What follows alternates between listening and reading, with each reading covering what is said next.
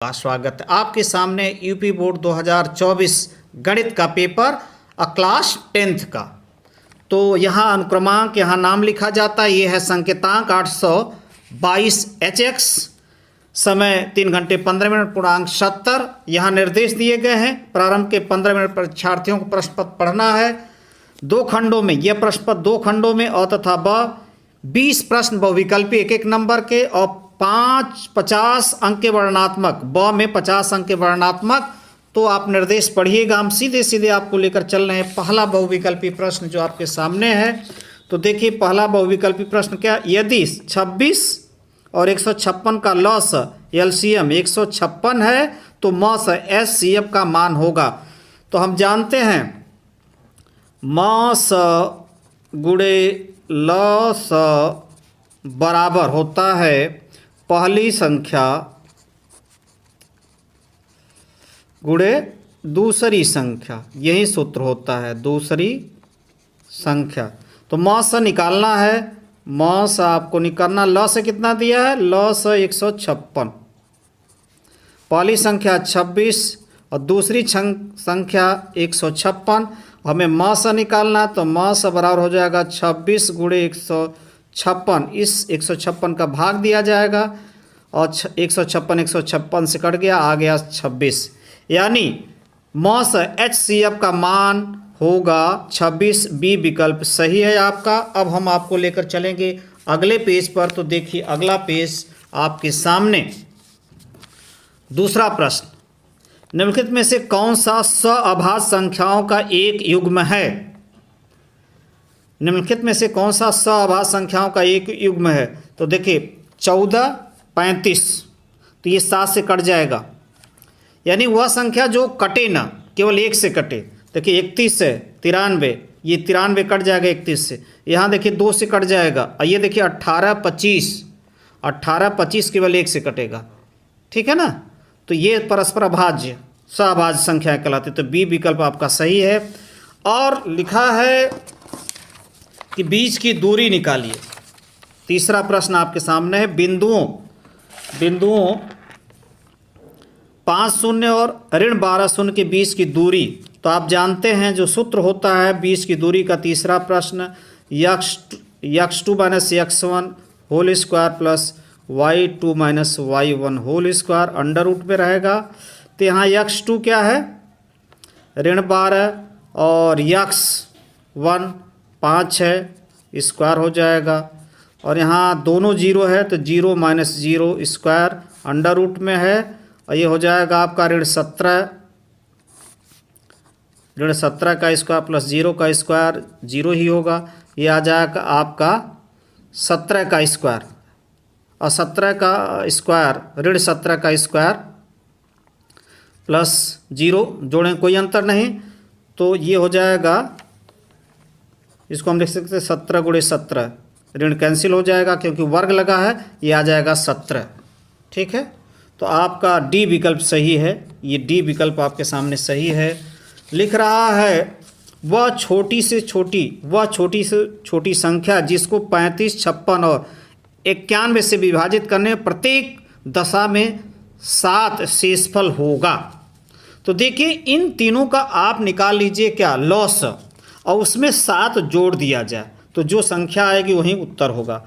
तो देखिए गुणनखंड विधि से चौथा का 35 का गुणनखंड होगा 5 गुणे 7। अब देखिए यहाँ पर 56 का जो गुणनखंड होगा आपका 2 गुणे 2 गुणे 2 गुणे 7। 91 का गुणनखंड होगा 7 गुणे 13। इसका हम लॉस निकालना चाहेंगे तो लॉस देखिए पहले तो कॉमन वाला लिख लिया जाए। ये कॉमन है तीनों में, तो 7, उसके बाद कोई कॉमन नहीं 5 लिख दीजिए, और फिर यहाँ ये 8 हो जाएगा, एक साथ ही लिखिए। फिर ये हो जाएगा 13।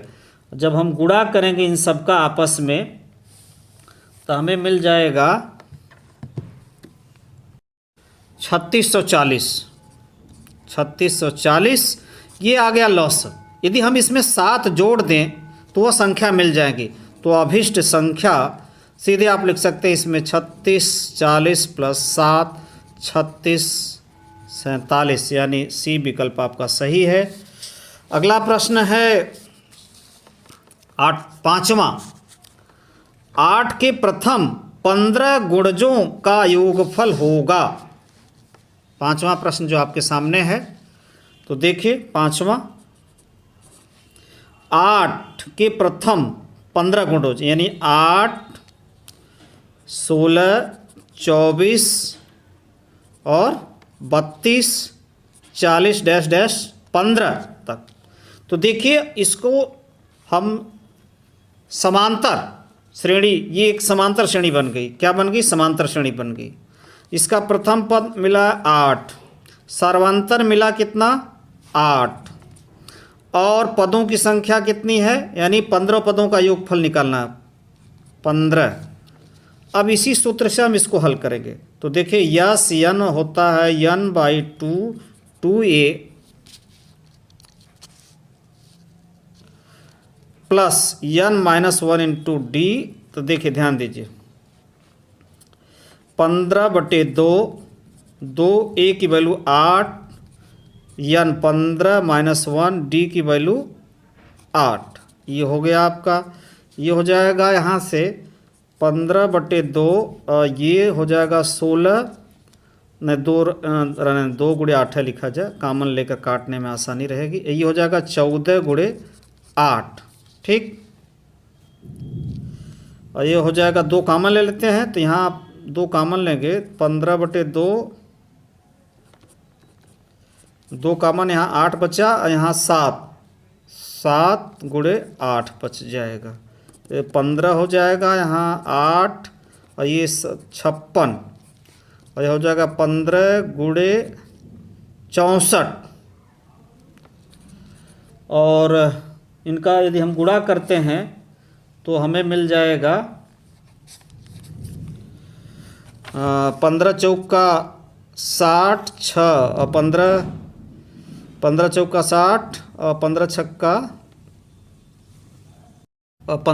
90। 90 में 6 जोड़ेंगे तो 96 आ जाएगा, 960। तो सही विकल्प आपका है ए। इसमें जो सही विकल्प है इतना आ गया, तो ये आपका 5वां के ए सही है। अब देखिए अगला प्रश्न जो आपके सामने है 6वां। यदि द्विघात समीकरण का एक मूल ऋण 2 हो तो p का मान होगा, ठीक। यदि द्विघात समीकरण का एक मूल ऋण 2, यानी x का एक मान यहाँ ऋण 2 दिया था, p का मान ज्ञात करना। तो देखिए रखा जाए इसी में, ऋण 2 का स्क्वायर, 2 ऋण 2 ऋण p बराबर 0। ये हो जाएगा आपका 4, ये हो जाएगा 2 माइनस है, ऋण 4 ऋण p बराबर 0। और यहाँ से देखिए 4 ऋण 4 0 माइनस p बराबर 0, यानी माइनस p बराबर 0, यानी p बराबर 0, यानी ए विकल्प आपका सही है। अब यहाँ पर अगला प्रश्न आपके सामने है कि x अक्ष पर स्थित एवं बिंदु 5 ऋण 2 तथा ऋण 3 2 से समदूरस्थ बिंदु के निर्देशांक, यानी x अक्ष पर जो बिंदु है उसका निर्देशांक हम मान लेते हैं x0। x अक्ष माना, जो बिंदु है उसको x मान। अब इससे और 5 ऋण 2 की दूरी, और फिर इससे और ऋण 3 2 के बीच की दूरी, कामा बीच की दूरी समान होगी। तो देखिए दोनों के बीच की दूरियां क्या होंगी? समान। तो वहीं सूत्र लगाएंगे। तो देखिए इसके बीच की दूरी मान लेते हैं, इसके बीच की दूरी d1 है। तो सूत्र वही रहेगा, x -5 का स्क्वायर, x इसमें से घटा देंगे और धन 0 में से ऋण 2 घटाएंगे, धन 2 हो जाएगा। ये आपका हो गया ये वाला, ठीक। और ये दूरी मान लेते हैं d है, और इसको सरल करेंगे, पहले सरल कर लिया जाए। तो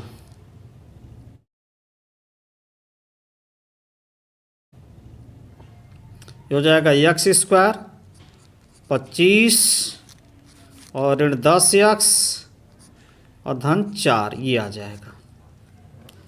और D2 मान लें इसके बीच की दूरी, ये D1 मान लेते हैं इसके बीच की दूरी, इसके मान लेते हैं D2, दोनों बराबर है तो D2 वही सूत्र से एक्स माइनस इसमें घटा देंगे सीधे सीधे धन 3 हो जाएगा, धन 3 का स्क्वायर और फिर धन 0 में से ऋण 2 घटा देंगे, स्क्वायर हो जाएगा।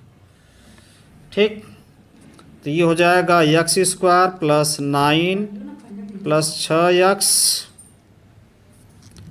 और धन 4, ये दोनों दूरियां आपस में बराबर, D1 बराबर D2। तो देखिए स्क्वायर कर देते हैं, स्क्वायर करके सीधे बराबर करते हैं, इसको स्क्वायर करेंगे तो एक्स स्क्वायर प्लस इसको जोड़ देते हैं, नहीं जाने दीजिए 25 ऋण 10x धन 4 बराबर एक्स स्क्वायर धन 9 धन 6x धन 4, 4 4 से कैंसिल, एक्स से कैंसिल और यहाँ आपका आ गया ऋण 10x, इसको पक्षांतर करेंगे ऋण 6x, यहाँ 9 इसको पक्षांतर करते हैं, बचा ऋण 25 और ये हो जाएगा आपका 16x, ये ऋण 16 हो जाएगा, x की वैल्यू 1 आ जाएगी, यानी x बराबर 1। तो अब इसमें रखेंगे यहाँ पर, देखिए ये हमने x 0 माना है तो 1 और 0, यानी D सही है। अगला प्रश्न आपके सामने है 8वां, समीकरण के मूलों की प्रकृति होगी तो विविक्त कर निकाल लिया जाए। ठीक है, 8वां का विविक्त कर निकाल लिया जाए। तो देखिए B square minus 4ac, B की वैल्यू क्या ऋण 5 स्क्वायर बी की जगह, 4 ए की वैल्यू क्या है 2 लिख देते हैं, सी की वैल्यू क्या है 4 है, 25 8 दूनी 16, 16 चौका 64, 4 दूनी 8, 8 चौके 32 होगा भाई, सॉरी 4 दूनी 8, 8 चौके 32 घटाएंगे ऋण 7 आएगा। अब ये विविक्तकर का मान हो -7 आ गया, तो इसका अर्थ है मूलों की प्रकृति काल्पनिक है, यानी वास्तविक नहीं, बी विकल्प सही है आपका। अब देखिए दो त्रिभुज एक दूसरे के समरूप होंगे यदि उनके संगत कोण बराबर हों, ये भी सही है, यदि इनकी संगत भुजाएं समानुपाती यानी दोनों सही, ए बी यानी सी सही है, ये आपका हो गया। अब हम चलेंगे आपको लेकर किधर,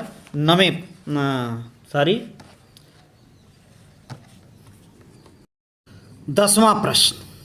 तो देखिए 10वां आपके सामने चित्र में त्रिभुज ओ डी सी समरूप है त्रिभुज ओ बी ए, और ये 125 दिया है, ये 70 दिया है, हमें निकालना कोण ओ ए बी, यानी यह कोण हमें ज्ञात करना है। अब देखिए ध्यान से, यहाँ पर ये 125 है, इन दोनों मिलकर कितना होता है 180, तो ये आपका हो जाएगा 55।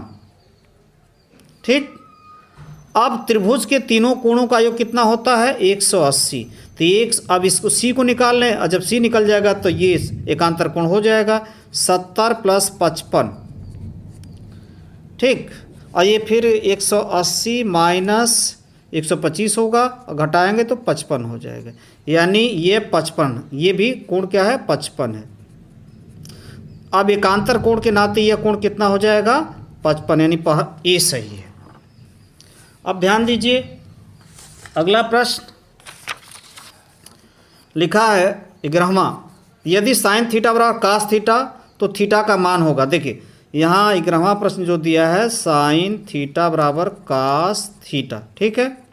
अब इसका इसमें भाग दे दीजिए, साइन थीटा बटे कास थीटा, तो यहाँ 1 बच जाएगा, और ये हो जाएगा आपका टैन थीटा, बराबर 1, और टैन थीटा यानी टैन थीटा और 1, टैन 1 का मान 45, टैन 45 होता है।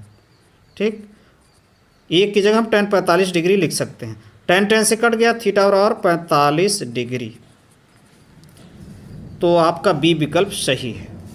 अब ये वाला जो मान है 12, तो देखिए 12 साइन 15 डिग्री बटे कास 75 डिग्री, तो साइन 15 डिग्री।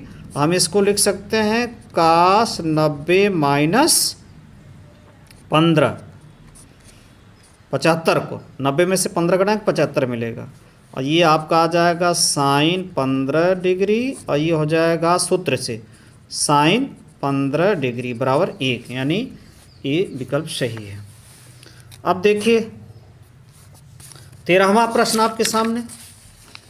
13वां, यदि साइन, वही बात है 13, sine theta minus cos theta बराबर 0, तो वह वहीं साइन थीटा कास थीटा ऐसे लिख सकते, इधर भाग देंगे, साइन थीटा बटे कास थीटा बराबर 1, वही बात है टेन थीटा और टेन 45 डिग्री लिख सकते हैं इसको, टेन 45 डिग्री, थीटा और 45। अब देखिए ये हो जाएगा आपका थीटा का मान 45 हो गया। अब इसमें रखा जाए साइन 45 4, और ये प्लस कास 45।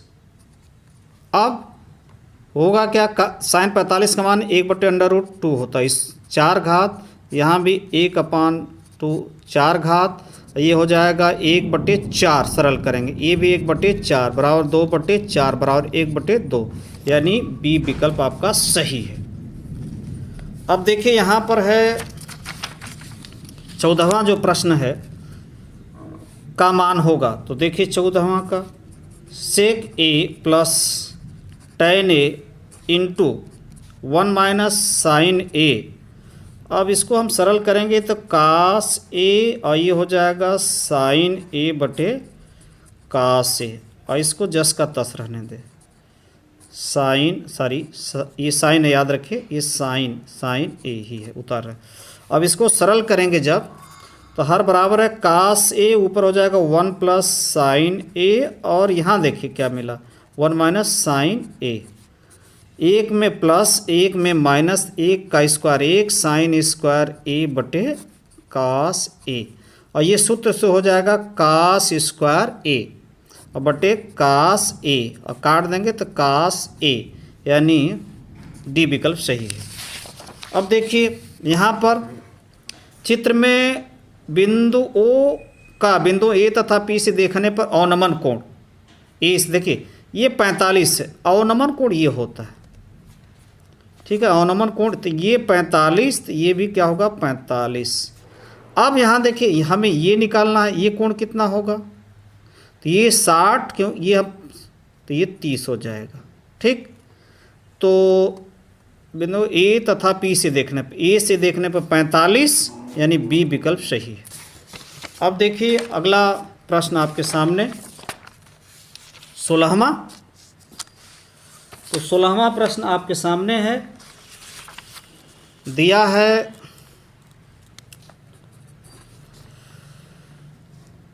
का मान होगा, चित्र बनाते फट से, C90 है, ए यहाँ कर देते हैं, बी यहाँ कर देते हैं, ठीक, और tan ए बराबर 1/√, यानी लंब बटे आधार, लंब ये आधार हो गया। जब सरल करेंगे तो ये कर्ण जो होगा 2 मिलेगा, हमें ध्यान रखिएगा, सरल करेंगे पाइथागोरस, तो हमें निकालना इसका मान, तो साइन ए का मान यहाँ से क्या होगा साइन ए, यानी लंब बटे कर्ण 1/2 गुणे कास बी यानी 1/2 धन कास ए निकालना, आधार बटे यानी कर्णी में 3/2 हो जाएगा, कर्णी में 3, और गुणे साइन बी यानी लंब, इसके लिए यह लंब होगा, तो कर्णी में 3/2, ये हो जाएगा 1/4, 3/4 बराबर 4/4 बराबर 1, यानी सी विकल्प आपका सही है।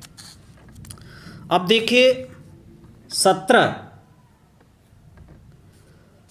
में आपका जो सरल होगा,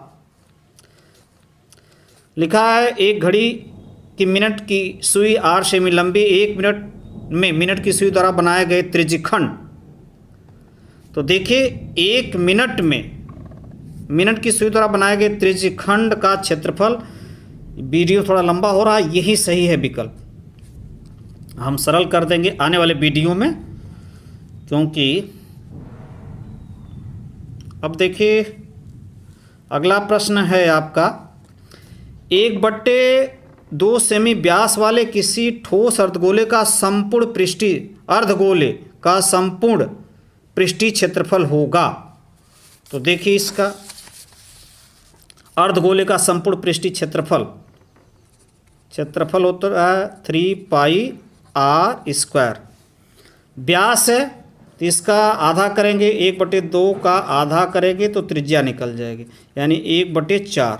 1/2 करेंगे 1/4 आएगा, और यहाँ लिखेंगे 3π 1/4 का स्क्वायर, तो 3π 1/16, यानी 3/16 पाई। कौन सा सही भाई? बी विकल्प सही है। अगला 18 है, तो 18 देखिए 19, 18 तो हो गया, 19 देखिए 19 क्या लिखा है, किसी बारंबारता बंटन के लिए माध्य और माध्यक क्रम से इतना है, बंटन के लिए बहुलक का मान। देखिए बहुलक बराबर होता है 3 गुणे माध्यक और -2 माध्य, ये होता है सूत्र। ठीक, तो 3 गुणे 25.8 -2 गुणे 26, माध्य आपका इतना है 26.1, और माध्यक आपका कितना है, इतना है। 3 से गुणा करेंगे तो ये आ जाएगा 77.4, ऐसे करेंगे 26 दूनी 52.2। ठीक, घटाएंगे तो 2 7 2 5 और 2, यानी 25.2। सी विकल्प आपका सही है। केंद्रीय प्रवृत्ति की माप है माध्य, तो ये सही है डी।